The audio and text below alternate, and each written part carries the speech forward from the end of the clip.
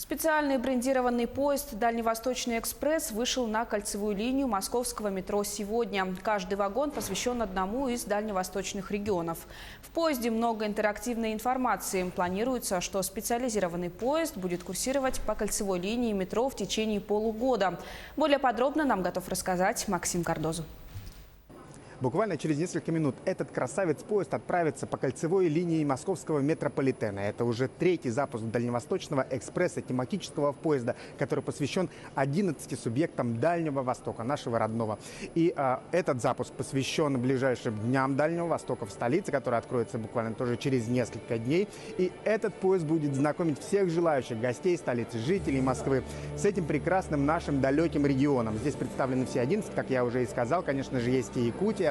И внутри поезд обклеен красочными аппликациями, которые рассказывают о различных регионах. Например, о Якутии здесь можно узнать о реке Лени, о Ленских столбах, о озере Лабынкыр, об Исехе, о полюсе холода, в общем, о всем самом интересном. Также в этом году каждый может поучаствовать в квест онлайн-игре. Ее можно скачать через QR-код и поучаствовать в викторине.